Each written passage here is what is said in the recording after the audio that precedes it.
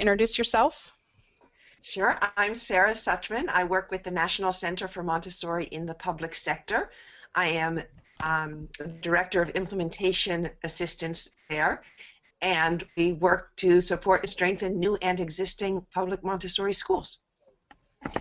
Wonderful. And I think Tim is having trouble, Mr. Seldin is having trouble on his end with his sound. So he will be rejoining us shortly. He's the president of the Montessori Foundation, and we are having some weekly webinars on Montessori in the public sector and different pieces of that puzzle. This week we had planned to speak about teacher training programs and how they can be supportive of Montessori in the public sector.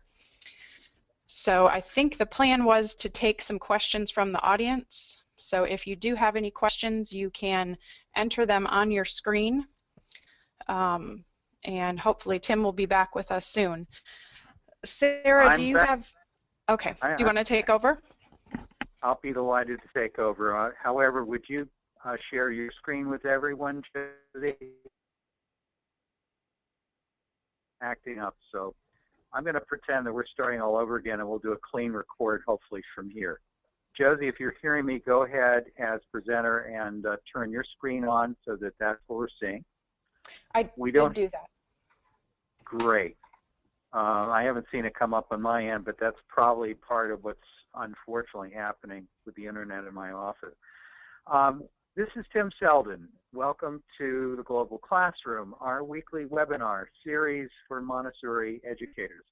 With me today is Sara Suchman from the National Center for Montessori in the Public Sector. She's been a guest a number of times now and an invaluable source of inspiration and practical knowledge about public sector Montessori. And Josie Zinninger, who is the founder and co-director of Lakeland Montessori School in Lakeland, Florida. This week's topic is how teacher education centers in Montessori can better support teachers who are going to be working in the public sector. On the line we have, I see people who have public sector Montessori schools, which includes any Montessori school that receives public funds, whether it's owned by a district, whether it's a charter school, or whether it's a Head Start center. And this is intended really today to look at any age level. And as Josie was mentioning a moment or two ago, we are going to invite questions from you as well. But I do think that we have a place to begin. The basic question is, are we adequately, as teacher education centers, providing a frame of reference where people who are taking Montessori training for the first time, or perhaps for the second time, can feel that their voice is heard, that the reality that they're going to face can be respected, or are we basically ignoring the fact that some people are working in the private sector, and at this point in most training centers it's a majority, and some people additional challenges that are a little bit different from the challenges, and there are many, that teachers will be facing at the early childhood, elementary, and secondary school in the independent school sector. So, Josie, Sara, where would you like to begin? Any thoughts about this topic? I do have some thoughts. Would love to hear from Sara as well. This is our 11th year, so we've been actively working on this for quite some time. I do feel that many of the issues are private, independent Montessori schools, but I do have some thoughts on how training centers could help support teachers as they begin this process. But Sara, do you? Do you want to start with your thoughts, and then I'll jump in with things around the edges? Okay, that sounds great. We have sent teachers to a variety of training centers over the years, all MACD accredited centers with either the AMS, with AMS or CGMS, multiple different AMS centers, and just teacher, go ahead, Tim. Just to clarify, CGMS,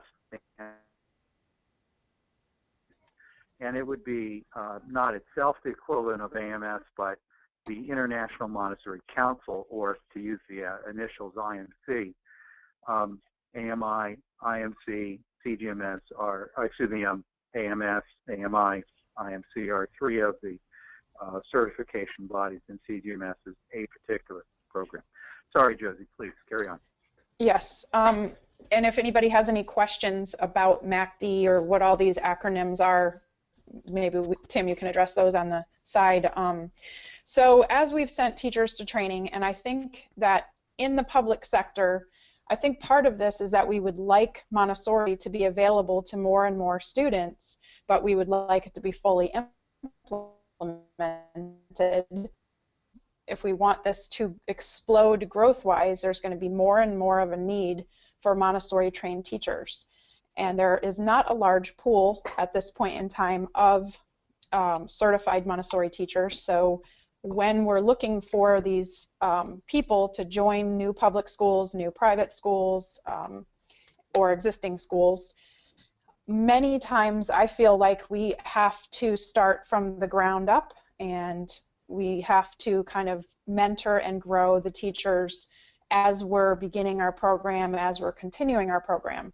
So that also provides or has some challenges, because as you're starting a new school, you're also starting with teachers that are learning on a very large learning curve. And then even as time goes on, because there's a small pool of teachers to pull from, you're often sending new teachers to training, even if you're an existing established school. And I think there's a lot of merit in that, because we're creating wonderful teachers through these teacher training programs that will then have that for a lifetime. But it does come with you know, a time period where these new teachers are learning this while they're trying to teach in the classroom. And all of the programs take quite a large amount of time for the teachers to finish the training. So during that process, again, because they usually come to the table with a bachelor's degree, often have taught before, and they can't take a year or two off of work and not work at all. So they're coming into the program doing everything at the same time. And when they go to the training centers, they're learning all of this piece by piece, and oftentimes they're expected to also create their own lessons, and there's thousands of lessons for them to learn and understand. And oftentimes they develop those things that really are meaningful to them in their classroom over 5 years or so, and in the meantime what we've seen is that they're struggling for where to start, especially in elementary. So let's say you have a teacher in a 9 to 12 classroom, and many of the lessons are teacher made or student made, and they're just really not sure where to begin. And then they, on top of that, have Common Core or whatever it might be in there, that they're trying to understand how all those pieces fit into the Montessori curriculum, which they do, but it takes time to understand that. And in the meantime, I think a lot of teachers are nervous and unsure. Am I teaching the right thing? Even without the Common Core, they're, can be unsure. So one of the gaps we found in the teacher training program is, and let me give an example. I think on the National Center for Montessori in the Public Sector, there is a page that has the Common Core correlation to the Montessori standards. And when you click on that, many of the correlations are vague, especially at the elementary level. So you'll have a Common Core standard, and then it'll say teacher-made lessons or very generalized statements. So a new teacher is going to say, well, what does that mean? What am I really supposed to do? And it may take them a year or a year and a half before they even get to that in their training. So one of the suggestions I would make to the teacher training centers is to be more specific about where they can start with a material that they can purchase or something they can start with, and then as they grow as a teacher, they can change that, they can have the flexibility to make it. There's lots of things they can do, but they have a jumping off point. Because our teachers, we worked together very closely for many years, brought in experts, consultants, to try to say, to give them some starting points. So that would be helpful to come from the training center, I think. So maybe, Tim, would it be okay if I jump in here? Absolutely, sir. Okay. So I agree with everything that Josie has said. And the way that I frame it is I really see three categories of issues where the training centers can help and where work needs to be done. And one is on the timing of the trainings, which I will get into. One is on the actual content of the training. And then the third is on state licensing and credentialing. So on the first, on the timing of the trainings, it is very hard right now, if you don't know much about Montessori, to figure out what the different trainings mean, where they are, when they're offered. People go in and they don't know the difference. Why are some summers, some are academic years, some are 2 summers, some are 3 summers. It's really hard. We're actually working at the National Center to address that, and we've just gotten funding to build a web portal, a hub, through where we can explain sort of in an overview and then send people out and then link to the different training centers and help people make sense of what's going on there. But that is hard. The public sector works on a different timeline than many independent schools, especially when they're starting up, and they don't know that they're going to be opening in time to, well, as Josie said, there's a huge shortage of teachers. And often public schools will know in January that they're going to be opening the following September. So there isn't really time to hire teachers and have them go through the full training before you open and before they're in the classroom. Unless trainings were to really rethink their timing and their offerings. So weekends, even during the year when the teachers are teaching. Could you start the summer earlier, maybe with evenings and weekends, once most teachers might be hired, let's say in May or June, and then intense during the summer and then into the school year. So just trying to be creative about instructional structures of how the timing goes, and could anything be changed there? Then also, and Josie really was talking to this, the ordering, and I know this could be heresy, but to think about the order of the training. What do you need to get to first so that a teacher can go into a classroom knowing that he or she is going to need to continue their training and is not going to be a fully qualified or excellent Montessori teacher for a while, but what do they need to know first as they go into the classroom? So those are the issues sort of on the timing. And then in terms of the content of the training, there are things the traditional training doesn't touch on sufficiently for teachers who are going into the public sector, and that would include what special education looks like in a public Montessori school, in a Montessori classroom, what English language learners look like in a Montessori classroom, how to work with children who are severe poverty, and reading for kids who don't experience the natural explosion of reading. What do we do when they're in the lower elementary classroom and aren't yet readers? And then, as Josie said, the standards alignment. How do I work between the Montessori curriculum and the standards? So that would be what we see as the real need for, not in place of, this is all traditional training plus sort of stuff. And then the last is that in a lot of states for charter schools and in all states for district schools, the teachers also need to have their state license. And how can training centers partner with schools of education to get teachers the coursework that they need to be both have their Montessori diploma and their state credential? All are really important issues that you raise. I mean, one of the things that I note as I listen to the thoughts that the two of you have brought up is that most of those same issues are topics that really are relevant in the independent school sector as well. The only thing that's different is the very low income child of trauma or a child of great poverty, but children in independent Montessori schools have just as many special needs, if not more. There are just cases where Montessori schools have kids coming in at various ages who may not speak a second language, or English may not be their first language. The issue of state standards, even though they may not be mandated by law, more and more schools report to us at the Montessori Foundation that they feel under pressure to justify to parents that the state or the National Common Core standards are being met.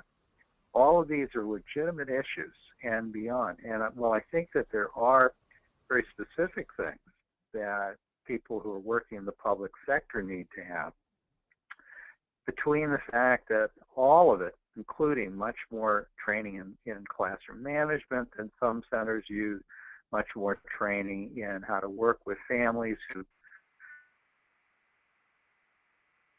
provide them a lot of support, how to deal with children, who speak another language at home.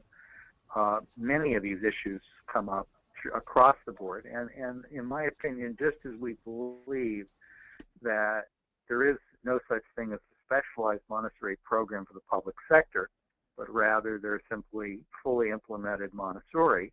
And in both the private and the independent school sector, sometimes teachers get into classrooms and they're not fully prepared. And the training center needs to appreciate that the model of going into someone else's well-established classroom under the day-to-day guidance of a mentor teacher may or may not be an option, because quite often in both private and public schools, teachers end up having to take the position where the former teacher is gone. He or she may have taken the materials that are handmade with them, and there needs to be practical training on what do you do if you show up and you got little or nothing. So I think you both raised very, very good points. Can I would like to add one other major area of concern, and I would love to hear from your side of things too. Tim, you have much more experience in the independent sector, but I think that when we talked about this last week, when we have kids that come new into Montessori, I talked about it in the area of reading. If there's children who haven't come up through Montessori and they suddenly enter the lower elementary classroom, let's say, and they haven't had that reading background, and we have to take them back and bring them forward. We have 10 years of data data according to standardized testing and such, bringing students in to the environment after age 4. And if they come into us below grade level, what happens and how do teachers support that child, and what specifically can they do in training to talk about how to bring these children forward so that they can function and participate in the Montessori community, and the way that, last week there was an adaptation check paperwork that the National Center publishes for bringing students into an environment. But what I'm saying is, if they're below grade level already, and then we're trying to transition them in, how is that exactly happening, and how do we address teacher training for some of the possible direct instruction that a child may need when they're below grade level, and then the data on how many of these students actually get up to grade level if they're not already there, and can we accomplish this in a Montessori setting? I think that's a huge question for a lot of public Montessori schools and independent schools, but there's often less support at home perhaps, and not the large amounts of money maybe that can be put, we need to put your child in tutoring, you need to have this and that and the other thing support-wise so that they can get up to grade level. So it's an area of concern, I believe. Good points. We had a couple of questions. How are public charter schools finding funds to send teachers to the extensive training programs? I can address that, maybe Sarah as well, but usually there's a grant involved, and if there's not a grant involved, that is something we have had to commit and recommit to many times a year, which is we are not going to have classrooms without teachers that go to training, period. It can be very easy to say, well, we just can't do that right now. It's not going to happen. But saying it, and it has to be a focus of your fundraising efforts, your grant efforts. But charter schools almost always have access to a grant before they open. And if they don't get that grant and they don't have an alternate source of funds to send the teachers to training, they're going to have to wait to open before they do so, because opening without the teachers being trained is just not an option. That's a very big. I'm just going to jump in here. The research on charter schools, and I would say it's probably the same for any new school, whether it's a district or a charter, though the research has been done on charters, is that the first year is indicative of the future success. And if you don't have a strong charter schools that do not have a strong first year, a much smaller percentage of them ever actually succeed than schools who have a strong first year. So what Josie said about waiting to open is really something people should take into consideration. That's a good point. As it is well known in the Montessori community, there's a position that there's three things absolutely necessary to create an effective Montessori program, or even a program that should call itself Montessori. And the first is the prepared adult.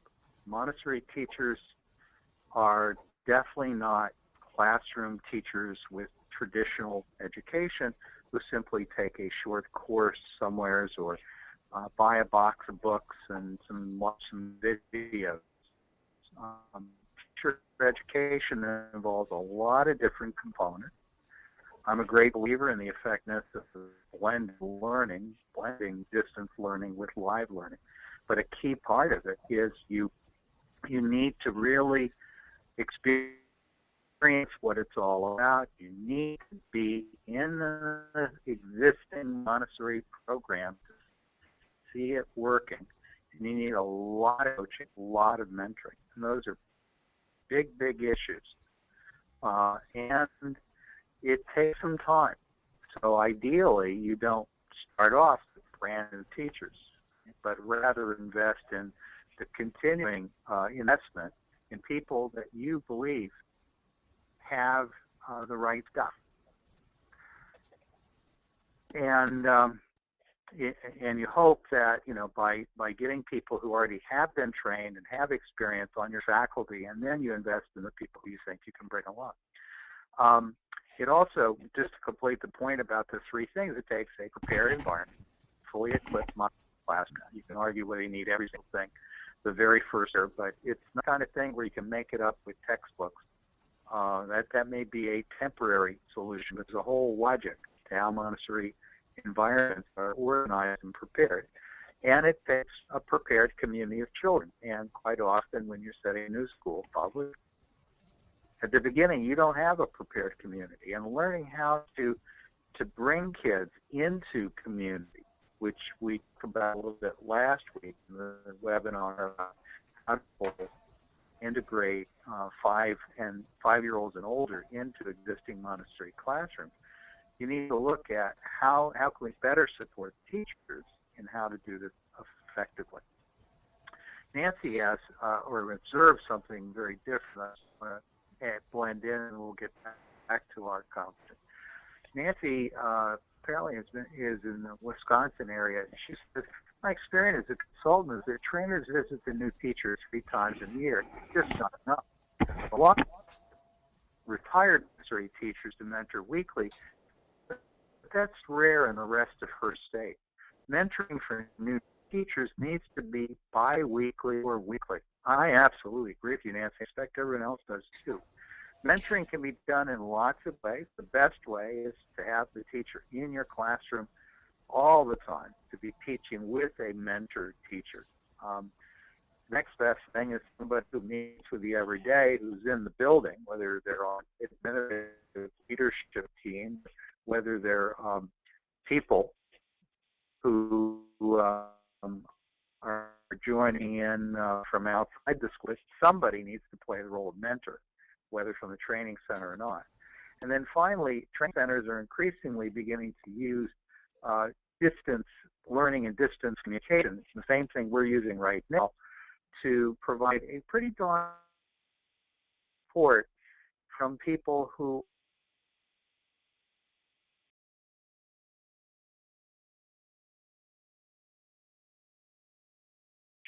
as you point out, is so incredibly important. Can I jump in for a second, Tim? Sure. A couple things. Having now experienced the AMS type model, which is different, very different depending on the training center as well, but generally speaking, like Nancy said, they're coming to visit that new teacher about 3 times within the first 2 years.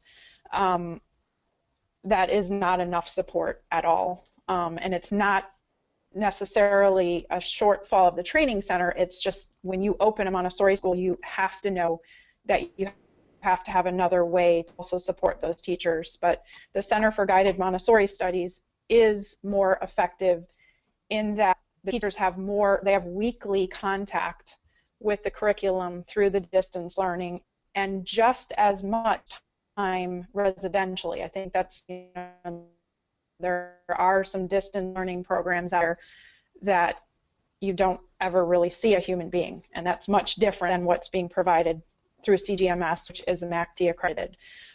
However, it still is not enough to just have, if you don't have someone in the building, and even if you do, even then, we have weekly phone calls oftentimes with a Montessori expert that we will pay separately to be mentoring a new teacher. So it can be done electronically as well, but that person would also have needed to come and visit the classroom in person at some point so they can observe the teacher and know what they're speaking of. But there are so many support needs which are needed in a traditional environment as well, but even more so Montessori. And the other thing I want to say is I have experienced, even though our school has very successful from a traditional point of view on testing and that sort of thing, and successful fully implementing Montessori, when you're looking for new teachers, new Montessori teachers that are experienced to join a public Montessori setting, we're already pulling from a very small pool of people, and I've experienced that they're nervous about joining a public Montessori setting because of the other factors they may have heard that are involved. So having an experienced Montessori teacher in elementary classrooms that are new, it's hard. I think it's a challenge. So then new Montessori schools that are public, that are opening, kind of have 2 challenges. They can't find as many. They have to address those fears of the teachers that are joining public Montessori. And then the administrators also have to have all of that knowledge of not being afraid of the things that come along with public Montessori, but can work very effectively together. But they have to know that and feel comfortable with that too. Good point. Quick thing, Josie. Rick asked if you would just scroll down on the page that you have on the screen. I think he's interested in the Seton Montessori Common Core alignment page that he's got there. Okay? It is on the website as well. I just clicked to it, but it is on the National Public Center website, and maybe at some point, Sarah, we can address for the audience, when you're looking in the Montessori materials column, teacher, and you're saying, okay, experiments, research, oral and written presentations, as an example of Montessori lessons, it's very difficult for a brand new Montessori teacher to say, okay, experiments, what experiments? Then it's their album and such, but a little more targeted in that there's a lot to cover with just that vague statement. And I know that the National Center didn't create this document, but this would be an example of where it's very difficult for a teacher to come in and say, okay, I've covered 3 years of standards with one short statement. Sure. Can I just mention about alignments to the Concord? Yep. Yep. So there are. Seldin is one organization. I have to say, honestly, as the center, we go back and forth between, do we get out information is out, vetting, it's on our website, is it a seal approval? And we've sort of gone for at this point, let's just get information out there. So if other people have other alignments that they would like us to link to on the website, please let us know. AMI has done an alignment also, but I don't believe it is yet public. And I'm not sure how they plan to distribute it, whether it's going to be free and accessible to all or not. They do. Maybe somebody on the line actually has the answer to that. There are also, if you use one of the tracking systems, there are student record keeping, Compass, Montessori Express, Transparent Classroom, one of those. They all have also done, I believe all of them. I know Montessori Compass and MRX, Montessori Express. I'm not sure about Transparent Classroom. Have done alignments of their own to the Common Core. So there are other examples out there besides the Seldin one, though this was certainly one of the first out, and I believe they have more. They've done more since what they distributed that we have on our site. And with each one of those things, we've worked with Montessori Compass, we've worked with MRX over these years, and each one of them has those major holes or gaps of, they're very similar to this one that's on the screen. Some vague sentences about how it's covered. So I think that's a major training center, something that the training centers could address as well, with actually giving teachers, again, a starting off point to know and feel comfortable that if I do these things as a core, I will know that I'm covering this well. And then, of course, they will get creative and they will go off and make their own things, but there's something that they, the junior great book series, they can say, okay, if I'm doing a junior great book series, I know that I'm covering what I need to cover. Tim, is that your phone ringing? I'm sorry, I muted it, or I'm trying to mute it. Okay. So something else that I would just like to say is, as Montessori becomes more prevalent in the public sector, may need or be urged to or need to or find themselves facing some of the accountability that non-Montessori teacher education programs are now looking at, which is actually being accountable for how their graduates perform in the classroom. Means following up and taking some responsibility, that not granting a diploma that your diploma means that the person is to be in the classroom. And that's certainly a pressure that traditional teacher education programs are feeling now and trying to make some progress on. And in the near future, but in the medium future, as Montessori expands in the public sector, I think that Montessori training centers will also feel that pressure.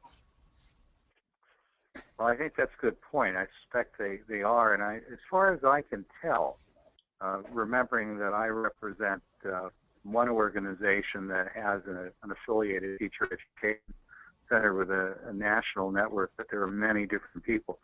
But my sense is that more and more teacher education programs across the spectrum are trying to become more user-friendly. They're trying to be more adaptable in responding to the needs of teachers, beginning to recognize the importance of not just covering materials, but of making sure that many different aspects that teachers need to, again, is integrated in. I'm pleased for the work of the Center for Guided Montessori Studies, which, among other things, can open cohorts as a critical mass of students has gathered, and they can get started quickly, and they've got a lot of experience in working in the public sector. Montessori Live, another MACD teacher education center down in the Sarasota area, focusing on public charter Montessori for a long time. AMI is working with a lot of public school districts and charters around the country, providing very, very high quality teacher education. The bottom, and Patrice, who asked earlier how to get funds, sent us this note. She said, "In our fourth year, and we're strong, but we no longer have access to larger grants to help us to open our schools. Finding prepared teachers is very difficult as we balance the needs of our program, the needs of our growth, and our need for increased space with the training has made me look to the teachers on hand to provide the mentoring. I know this does not take away from the untrained teachers in summer programs."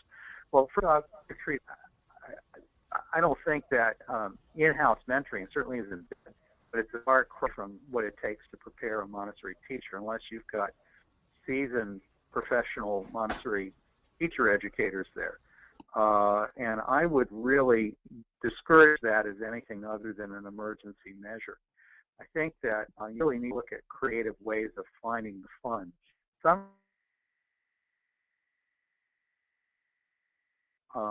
although most programs exist in the summer, or they start in the summer, or they run programs in the summer, there are any number of different models out there, and you may want to look into some of them. A lot of it depends on how many teachers you need to train. CGMS, which Josie mentioned, has very low residency models, but a lot of online learning and a lot of ongoing support. But again, as Josie said, I don't think you can provide enough support. People need as much as you can throw at them, which is why we're at least beginning to explore the topic today. So what are your thoughts, ladies? How do people like Patrice, who's in a charter school in Florida, how do they find the funds to get these people out of there, and how do they go beyond the in-house mentoring, kind of know the ropes?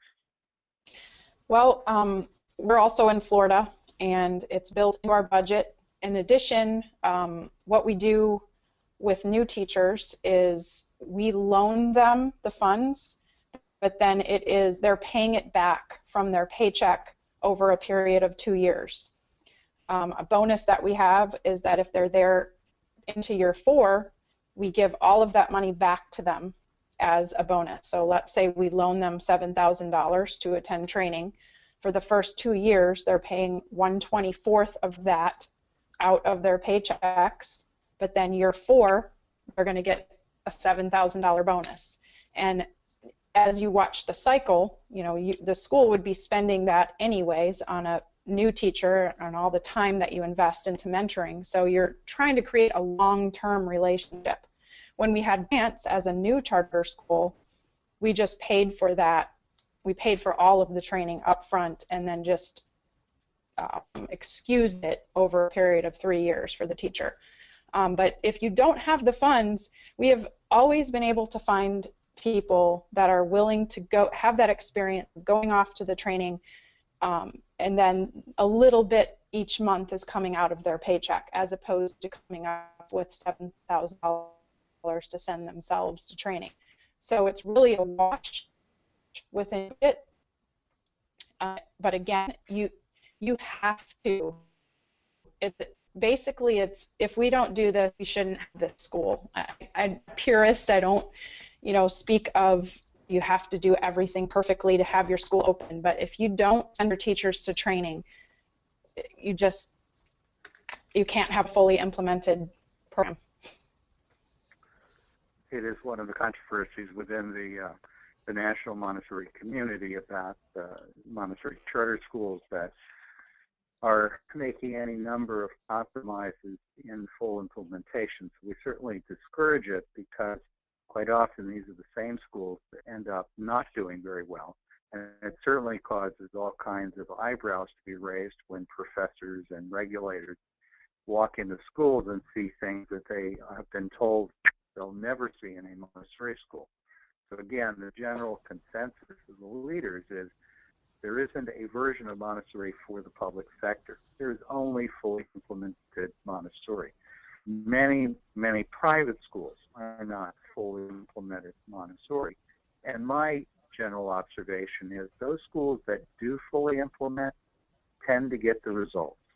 Those schools that compromise, I don't care where the funds are coming from, they tend to struggle. They tend to have a much higher turnover of parents. They tend to get far less support.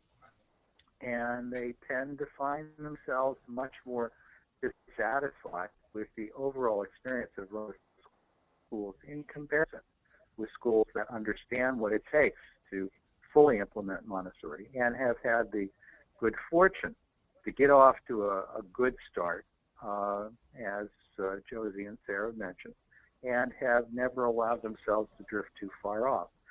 The other side of it is many Montessori schools drift off not for any lack of good intention, but rather because they get into a financial jam. And that also, it's not that it's okay. It isn't okay. But it's certainly something that I happen a lot. And hopefully schools can see it when it's happening and begin to pull themselves back before they drift into a real muddle. Clarity, as I often say, is the key to success. You really have to know what it is you're doing and what kind of school you're running and what does it take to fully implement Montessori at the age levels that you're offering in your school. And I would go back and say that, again, we've faced lots of challenges throughout these years as a public school, and I'm not saying that you have to have a pre-certified Montessori teacher that already has their certification before they can walk into that classroom. Really, what many of the accreditation programs, AMS, I think IMC, are saying is you have to have enrolled your teacher in a teacher certification program for the level at which they're going to teach before they start in the classroom. Doesn't mean that they have to be done. And then I would also say, and maybe I'm too strong here, and Sara and Tim, please jump in, but you can't run a school without the health department shutting it down, for example, if you don't have, if you're not cleaning your classrooms. And teacher training, I think, is as important as you just can't,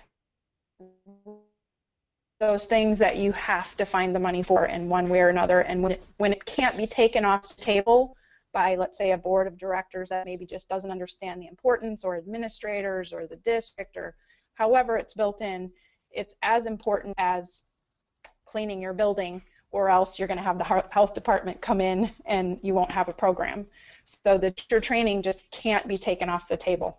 And luckily, in today's public school reform environment, high-quality teachers, that is the thought, right? That the classroom is going to be as good as the teacher is. And Josie, I would only be stronger in what you said. I certainly wouldn't weaken what you said at all about needing. You can't teach a Montessori classroom if you haven't had Montessori training. We are, when we talk to schools who are starting up, trying to get them, as we talked about at the beginning of this webinar, to maybe slow down their startup timeline so that they're hiring their teachers not the winter, not in January for a September opening, but in the January before that. Because they have time to do the training, because it would be better if there were already a big market of trained teachers out there, we wouldn't be having this discussion, but there aren't. And we're needing to find people who want to do it and then get them the training and to start earlier on that process. And that sounds absolutely fabulous. I do think that it's very difficult. Having gone through the charter process, and it even is getting worse, they often don't even have permission to do anything or spend money and all of that sort of thing until the spring before they're going to open. So it's a very challenging timeline, and it can be done, but it's a challenging timeline. So we're working with one charter school that has found people who want Montessori training. They are in training, and the charter has not even been approved, and they're just all sort of on a positive thought note that the charter will be approved. The teachers are putting themselves, the teachers to be are putting themselves through training. I believe they have some sort of, as you were describing, a payback after that once the school opens. Right. But they did, as soon as they started talking about opening a charter, they started looking for people who would put themselves through training and then go into it. Districts can slow down the startup timeline in order to do that when they realize how important it is. Yes, I agree. I think part of this too is I think we all want to see it kind of explode in the public sector, and I keep looking for systems that can be replicable so that we can say, you know, you always will at least be able to get all of those teachers started the summer before, no matter what. So that's, I think, a replicable, you at least at a minimum have to do this and then work your way backwards. To do that is ideal and wonderful, but at the minimum you have to start them that summer before you start. So you have to start recruiting them obviously before that. But then I wonder what the trainers and the training centers would say if you know that you're going to have a sizable number of students in your training program who are going to be going into the classroom as the lead guide after first summer. Right. Is there a way to rethink what you offer when in your training program? Yes, I agree. Certainly Absolutely. is. Ways to do that. I was hoping to have Kitty Bravo or Ann Winkler from the Center for Guided Montessori Studies join us among others, and we can reprise this under some slightly different title in the near future. One's out on a MACD accreditation visit, the other's in Italy. But there is a way that they're using to do this very thing so that when they have a teacher, for example, who's coming in as a new guide to an existing class who's going right into 9 to 12, they have a way of taking them in through the orientation to early childhood and the beginning of elementary, but at the same time feeding them the knowledge base that is customized for what they need to know for the classroom they're working with. Very, very tricky. There are ways that people are learning to do it. And the classic way is, one, to modify your summer program. So at least some classes are essentially broken out. And those people who are going into settings that are not the same as everyone else can meet separately and have a somewhat customized program addressing their needs. Or sometimes it's done after hours. You do some voluntary seminars that are for those people. And they're often in a summer residential setting, and they'll do that, or they'll meet over lunch. Or with the online component of learning, and most learning centers use some distance learning to supplement the live. There are all sorts of ways to facilitate as much of this as you possibly can. So these are very important topics. How do you best support teachers, whether in the private or the public sector, to address the needs of the kids they're going to deal with? We have other teachers that I'm seeing who are taking training, and they're going back to countries where the environment has never heard of Montessori before. Everything is brand new. And so, again, depending on the age level, it's fairly easy if you're dealing with 3, 4, and 5-year-olds. It may not be so easy if you're going back and someone has told you to go to the United Arab Emirates and set up a upper elementary class. It's the same kind of problem you may see in a public sector. Also, it is not uncommon in the public sector to see charter schools start with an initial enrollment that doesn't cover the full gamut. They may take in kindergarten through 3rd grade under the charter auspices.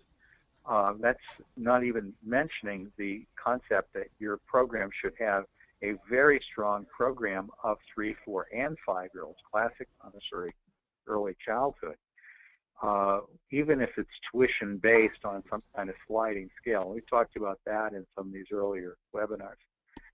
But my point would be the things we're talking about are not just unique to the public sector.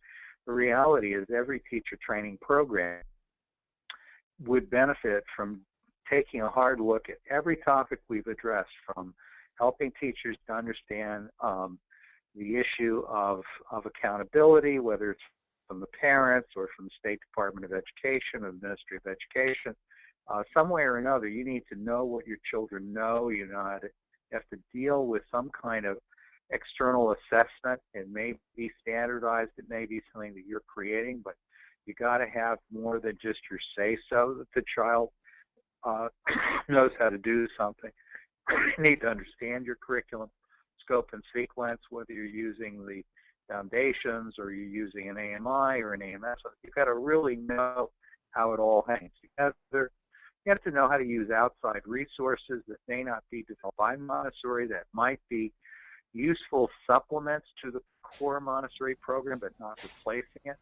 The junior grade books program is an example. Philosophy in young children is another. There's lots of things you can do to supplement and not just create another conventional school with a little Montessori veneer on the top. We have, go ahead. I also want to piggyback on what you just said and circle back around, because hopefully people don't walk away from this thinking, well, there's too many issues in the public sector. I don't want to go there, because I would imagine we have some people that are interested in starting programs on the line. And again, I agree that all of these issues really are issues of Montessori continuing to serve a larger population, whether it's public or private. I think everything we're talking about is applicable to the private sector as well, because if you have a Montessori program that's been around for 30 years and you can mentor your teachers together with an experienced teacher, that's wonderful and it's absolutely ideal.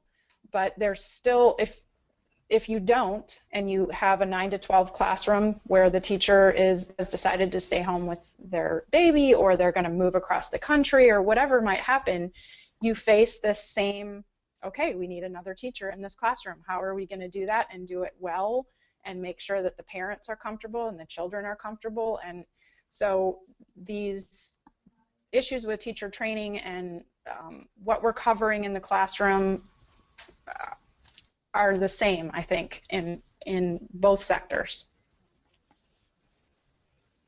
Yeah, I think you're right. By the way, Josie, Patrice sends her deep appreciation. She had to log off, but she'll be contacting you. I sent you by email. I sent you her email information, a little note from her.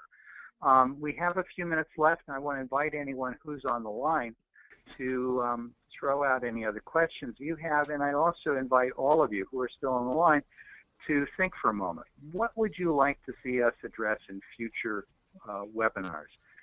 We've been doing a series of webinars on Montessori in the public sector. We also do webinars. These are all intended for school leaders like yourselves. There may be topics that cover both public and private. There may be topics that are more oriented to the independent school sector. So we'd love to hear from you by the little panel on your right of any questions you want us to address in this last moment or two, or any suggestions you have for upcoming topics. I know that next week my son Mark Seldin and I will be addressing part 2 of Montessori, Marketing Montessori in the 21st Century. So I encourage all of you to attend that, because that's of equal value whether you're in the public sector or the private. In the public sector, marketing has a somewhat different look, but the reality is that smart charter and public school systems have a great system of reaching out and communicating what's going on in their schools, and it is not simply taking out paid advertising on radio, TV, or in the press. I see from Katie, I'd love to hear more about which states offer licensure certification options for teachers who complete Montessori training. Sarah, do you know the current MACT progress on getting all 50 states to sign on? I know South Carolina's one. Oh my gosh, so far away. So Connecticut has a unique endorsement, which is actually a model that we like very much, which says that if you have your Montessori diploma, there are 4 additional courses that you need to take. We don't quite agree with them on what those 4 courses are, but that's okay. They're not far off. So you need to take 4 additional courses. I believe one is special ed, one may be Connecticut history, I'm not sure. But 4 additional courses, and then you are certified to be a public Montessori school teacher. You couldn't teach in any other public school, but you are certified to teach in a public Montessori school. So that's Connecticut. South Carolina, I believe, accepts the Montessori credential straight out. If you have the Montessori diploma, then you can be a public school teacher. And I believe Colorado has something, and I'm not sure of the details, but I think those are the only 3 states that even are coming close at this point. And the state of Florida, there is a lot of wait. Anybody who wants to know specifically about Florida, I'd be happy to help, but it's a relatively simple process to be a public certified teacher anywhere in the state of Florida once you have your Montessori credential. Is it too complicated to give a little synopsis of it? Well, you can, if you have your bachelor's degree in anything in the state of Florida, you can sit for a very quick test that really you should be able to pass regardless of your Montessori to be able to get your temporary certification. That temporary certification allows you to teach as a highly qualified teacher in any classroom in the state of Florida. So then you have 3 years to get your professional certification, and normally you have to go through a pretty extensive process with your time in the classroom and such. Your Montessori certification will meet all of those requirements as long as the administrator of the school knows how to, check those boxes, etc. And then you sit for another test within that 3 years, which again, I've done this myself to see what the process was like, and I don't have any education background but am a certified teacher through this process. So it absolutely can be done, and it's not something that is difficult to do at all. So it's a streamlined, easy process. And then so Josie, let me just summarize that. So you get your bachelor's, you take a test, you teach for 3 years in a Montessori classroom, and then you take another test. Yes. And do they care? I know this Montessori school, I hope, cares whether or not you've had Montessori training. Does the state care whether you've had Montessori training during those 3 years you're teaching in the Montessori classroom? Yes. Well, the administrator of the school has to fill out documentation, and the way that we meet that documentation is through the Montessori certification. Okay. So yeah, 3 years of teaching plus Montessori diploma. Really, you only have to, you can teach for 1 year and check all those boxes if you finish your certification within that year. But yes. So it's really Montessori diploma, test, Montessori diploma, and then another test. Yes. And those tests are not something you have to take a class to be able to pass. Right. Thank you. That was very helpful to know. Yes. By the way, Mila came on and sent me a note that Connecticut's state endorsement is only for AMI diploma holders. She says Ohio just passed legislation to recognize AMI and AMS programs. And I know that John Moncure is working on getting that law amended with that ruling to include all MACD teacher education programs. So AMS and AMI are also part of MACD, but there are many, many other centers that are not part of either of those 2 groups.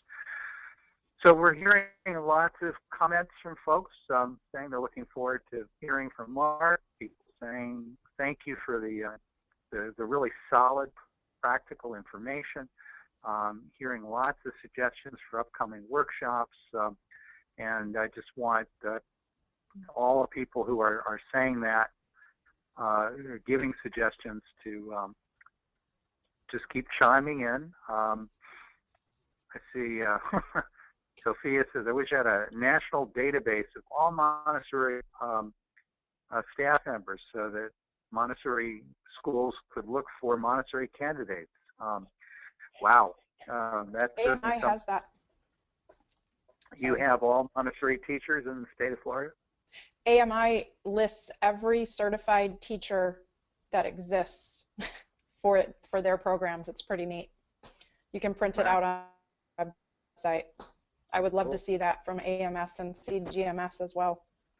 How interesting. I'll have to take a look at that. I wasn't aware it was a public document.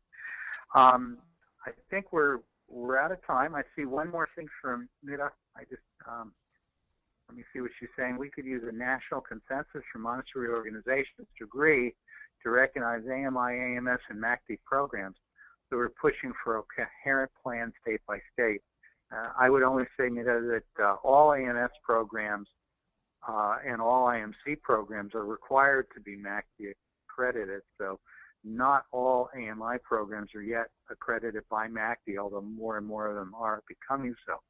I'd say if we say AMI and MACD, we capture the entire North American market pretty much. The bottom line is it is very important, since MACD is the group that is approved by the U.S. Department of Education.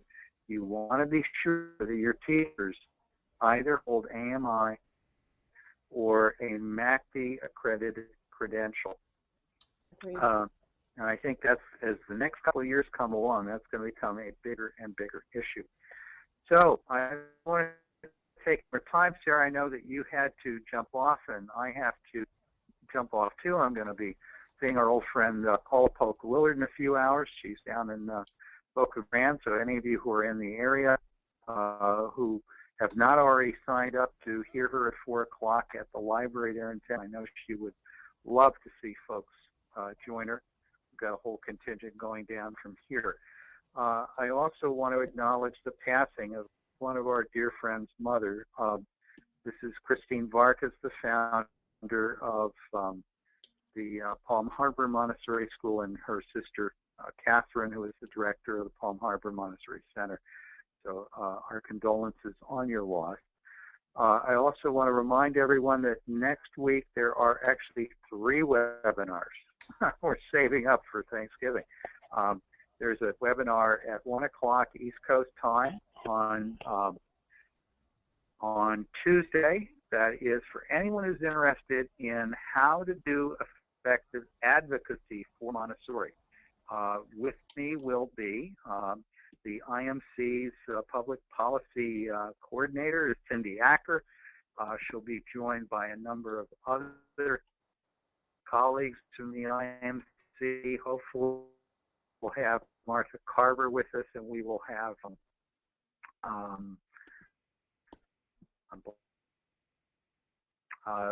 on your right. We're also very pleased that in a show of cross-organizational support, we're going to have the head of Montessori Forward. And I do apologize. I am having a complete brain cloud. But we're very pleased to say that we will have representatives of the ANT. So our partners joining us to talk at that webinar, and which is very interesting. Thursday at 1 o'clock East Coast time, the representatives, all the delegates of the International Montessori Council, are invited to a first monthly meeting online, and we will be looking at what's going on in your states and how you will be hopefully collaborate colleagues from AMI and AMS in joint efforts to support your state-level Montessori organizations. So there's a lot of things that are happening. I do apologize to the Montessori Forward. Help me out, Sarah. Do you remember who it is? I am having a senior moment. It's It's Christine Lowry. See? I regained my brain power. Anyway, Christine Lowry from Montessori Ford will be able to be with us. And Mark and I will be doing our talk about marketing Montessori in the 21st century. Any last words from you two? Thank you. Just thank you, and I look forward to continuing these conversations about fully implemented Montessori in the public sector. We will indeed. In fact, I invite the two of you and our colleagues Jackie and I'm having one of those. Elizabeth? Hmm? Do you mean from the National Center? Yeah. Elizabeth Slade. That's right, Elizabeth Slade. I invite all of us to have a collaboration, figure out the next topics, and we have set a number of times. We are going to begin a second strand of webinars that will be done after school. We'll be able to listen in, and we'll deal with very practical issues of Montessori in the classroom for practicing Montessori guide. We'll see where that goes. So look for it for more news about that. So without any further ado, I'm going to sign off for this week. Thank everyone. Senior moments, they don't happen all the time, but every once in a while, I have a brain cloud. I forget who the heck I really want to be mentioning. So I'm going to end the webinar. Josie, thanks so much for all your time. Sarah, thanks